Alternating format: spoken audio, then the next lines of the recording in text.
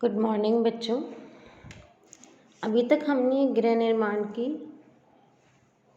योजना बनाते समय किन बातों का ध्यान रखना चाहिए यह पढ़ा था। गृह निर्माण की योजना के कुछ सिद्धांत हैं, उन्हें भी हमें देखना चाहिए, क्योंकि आय और आवश्यकताओं के अनुरूप ही हम अपना मकान बनाते हैं। तो इन बातों को भी ध्यान में हमें रखना होगा कि किस प्रकार से हमें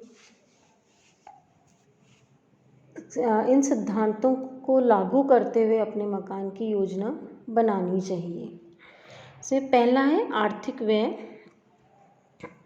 एक्चुअली भवन निर्माण जो है वो पूरी तरह से धन के ऊपर का महत्वपूर्ण इसमें स्थान है कि हमारे पास जितना धन होगा हम उससे अनुसार ज़मीन लेंगे, उसी अनुसार मकान बनाएंगे, उसी लोकेशन में ज़मीन लेंगे, क्योंकि अच्छी लोकेशन में जो है ज़मीन का भाव अधिक होता है। जो थोड़ी कम सही लोकेशन होती है उसमें ज़मीन का भाव और कम रहता है। तो इस प्रकार से जो धन है उसका बहुत ही महत्वपूर्ण स्थान होता है मकान बनाने में। तो बिना धन की कोई भी भवन निर्माण नहीं हो सकता, उसकी कल्पना भी नहीं की जा सकती है। तो सबसे पहले हम हमारी क्या आर्थिक स्थिति है उसके अनुसार ही हम अपना मकान बनवाते हैं, क्योंकि ज़िंदगी में एक ही बार हमारा मकान बनता है।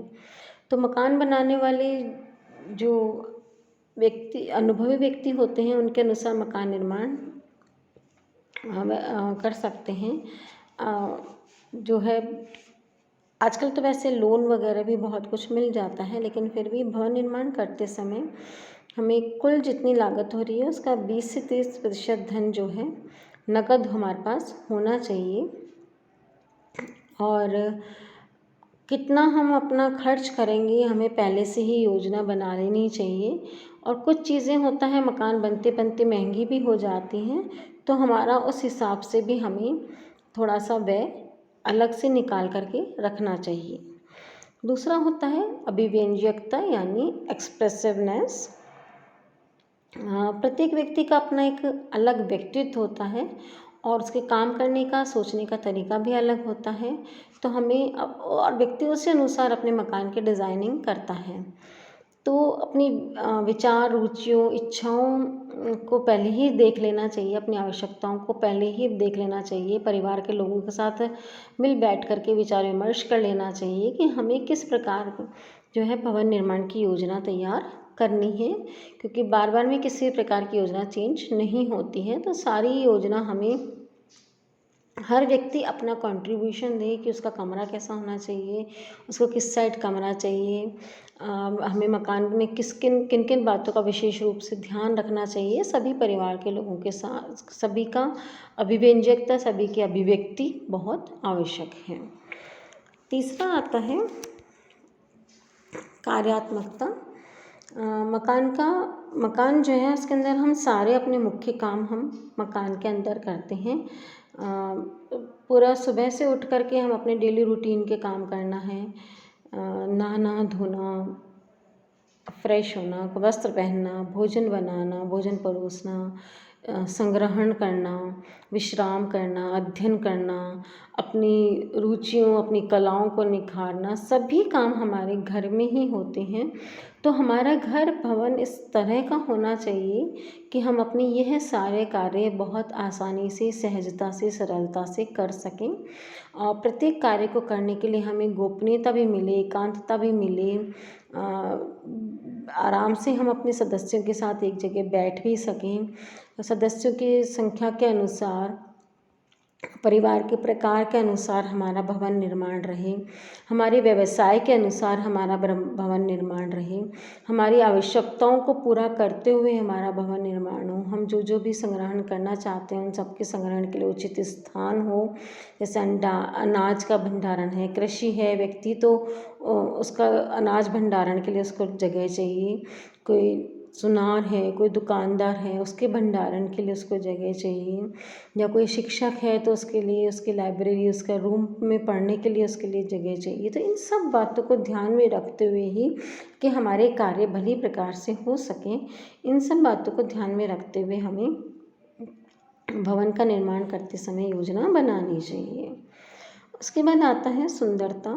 केवल हमें ऐसा नहीं कि कार्यात्मकता या सुरक्षा ही आवश्यक है, बहुत ज़रूरी है कि भवन की जो है वो सुंदरता भी बनी रहे, सुंदर आकर्षक हो भवन, और कलात्मक रूप से भी उसके अंदर उचित स्थान हो, हमारी उपयोगी हम बना सकें उसको।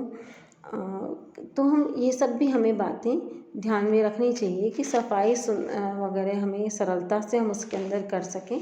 हम ऐसे नहीं भरते मकान को, इस तरह का कंस्ट्रक्शन या इस तरह की संग्रहण नहीं हो कि हमें सफाई करने में दिक्कत आए, तो जो मकान है वो सुंदर नहीं लगेगा। उसके पश्चात आता है गोपनीयता। योजना बनाते समय हमें यह भी ध्यान रखना चाहिए, क्योंकि हम एक सामाजिक प्राणी हैं, मनुष्य हैं, तो हमें गोपनीयता मकान के अंदर बनाए रखनी चाहिए। गोपनीयता दो प्रकार की होती है, बाह्य और आंतरिक। तो बाह्य एकाग्रता या बाह्य गोपनीयता या आंतरिक एकाग्रता या आंतरिक गोपनीयता। एक्चुअली में बाह्य एकांतता से मतलब है कि बाहर के लोगों से हमारे घर की गोपनीयता रहे, बाह्य जगत से हम थोड़ा सा अपने घर में आकर के अलग रहें।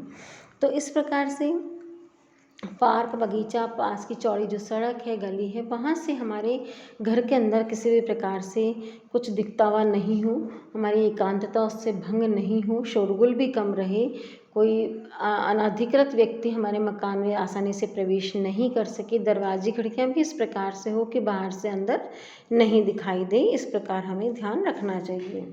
आंतरिक एकांतता का मतलब है कि एकांतता का मतलब है कि विभिन्न कमरों को परस्पर या प्रवेश द्वार जो है वो सबके अलग अलग रखने चाहिए कि एक कमरे से दूसरे कमरे के अंदर हमें नज़र नहीं आए। इसके लिए कमरों की व्यवस्था का उचित समूहीकरण करना चाहिए और बहुत अधिक सावधानी पूर्वक हमें योजना बनानी चाहिए कि लॉबी या गलियारे से हमें हमारे कमरे के अंदर किसी पक्ष की एकांतता भंग नहीं हो। बाहर से अंदर की तरफ हमें गैलरी या बरामदे से या किसी और कमरे से हमें अपना कमरे दूसरे कमरे के अंदर दिखाई नहीं दे।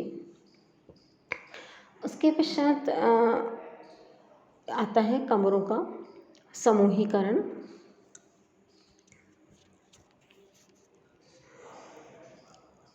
कमरों का जो समूहीकरण है इस प्रकार से होना चाहिए कि हम जो एक तरह के काम जो करने वाले हैं वो सारे कमरे एक साथ हों। जैसे एक उदाहरण के लिए अगर हम देखें तो रसोई घर जो है वो रसोई घर है, बैठक है, डाइनिंग स्पेस है, ये सब एक स्थान पर होने चाहिए। और शयन कक्ष, बाथरूम, ये अध्ययन कक्ष, ये सब एकांत में अलग होने चाहिए। इससे भी हमारी एकांतता भंग नहीं होगी। तो ये ध्यान रखना चाहिए कि रसोई के अग्रभाग के अंदर बैठक कक्ष हो, बैठक कक्ष के बगल में ही डाइनिंग स्पेस हो, डाइनिंग स्पेस के बगल में ही रसोई घर हो, जिससे आगंतुक जो है वहीं तक आकर के चला जाए। और जो जितने भी प्राइवेसी वाले कमरे हैं, जैसे बेडरूम है, अध्ययन कक्ष है, पूजा घर है, बाथरूम है, ये सब एक अपनी अलग जगह पर होने चाहिए।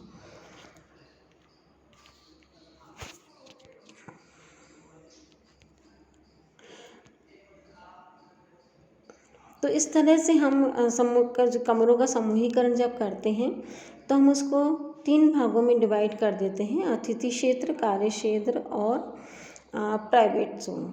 अतिथि क्षेत्र ड्राइंग रूम हो गया है या बाहर का बरामदा हो गया है, कार्य क्षेत्र आपका किचन है, डाइनिंग स्पेस है, ये हो जाते हैं। और एकांत क्षेत्र जो है आपके बेडरूम और आपके पूजा घर, अध्ययन कक्ष और बाथरूम हो जाते हैं। इसी तरह से हमें जो है और भी चीज़ें हमें ध्यान में रखनी चाहिए, जैसे फर्नीचर व्यवस्था। इसमें एक और चीज़ आती है, फर्नीचर व्यवस्था। मकान का नक्शा बनाते समय इस बात का हमें ध्यान रखना चाहिए कि हमें फर्नीचर किस कमरे में कहाँ और कैसे लगाएंगे। उसी अनुसार उसके दरवाजे खिड़कियों की स्थिति होनी चाहिए। यदि अलमारी, स्नान गृह, दरवाजे अलग अलग दीवारों पर व्यवस्थित होंगे तो एक स्थान से दूसरे स्थान तक पहुंचने के लिए हमें पलंग अनावश्यक ही चक्कर लगाना पड़ेगा। तो एक ही रूम, एक ही दीवार के ऊपर ये सब चीज़ें हों, इसका भी हमें ध्यान रखना चाहिए। उसके अलावा हमें एक सिद्धांत और ध्यान रखना चाहिए आने जाने का रास्ता, कि भवन निर्माण की योजना बनाते समय इस सिद्धांत को भी मस्तिष्क में रखना चाहिए कि कमरों में स्वतंत्र रूप से हम एक स्थान से दूसरे स्थान जा सकें, किसी प्रकार की एकांतता या कोई अड़चन हमारे बीच में नहीं हो। इसके लिए गैलरी है, हॉल है, छोटा बरामदा है, इस तरह का रूप हमें देना चाहिए। तो एक कमरे से दूसरे कमरे में इनके द्वारा आसानी से जाया जा सकता है। आने जाने का रास्ता चाहे छोटा ही होना चाहिए, बहुत ज़्यादा स्पेस ज़मीन इसमें नहीं लेनी चाहिए, लेकिन फिर भी ऐसा नहीं कि हम एक कमरे से दूसरे कमरे में बहुत घुमावदार रास्ते से जा रहे हैं, बहुत अधिक चक्कर लगाना पड़ रहा है। इन सब बातों का ध्यान रखना चाहिए। उसके पश्चात आता है भवन का बाह्य स्वरूप। मकान बाहर से देखने में भी हमें बहुत अच्छा दिखना चाहिए या सुंदर दिखना चाहिए। उसके लिए बाहर से दिखने वाली खिड़की, दरवाजे, इनकी डिज़ाइनिंग बहुत अच्छी होनी चाहिए। ऐसा देख करके हमें इनको देख करके प्रसन्नता हो, ऐसा होना चाहिए। तो मकान जो है सुंदर, आकर्षक, कलात्मक, अलौकिक होने चाहिए। बाहर की डिज़ाइनिंग बिल्कुल हम आजकल जो है नई टाइल्स वगैरह चली हैं, इनके द्वारा भी हम सजा सकते हैं। तो इस प्रकार से इसके अलावा कुछ मैंने कमरों की खिड़कियों के डिज़ाइंस दिए, आकार दिए हैं, इन बातों का भी इसमें ध्यान रखना चाहिए। तो ये सारे सिद्धांत भी हमें मकान की योजना बनाते समय ध्यान रखने चाहिए, जिससे कि हमारा मकान अच्छा बन सके। इसके बाद कल हम पढ़ेंगे नेक्स्ट क्लास में हम पढ़ेंगे गृह निर्माण की योजना को प्रभावित करने वाले कारक। धन्यवाद।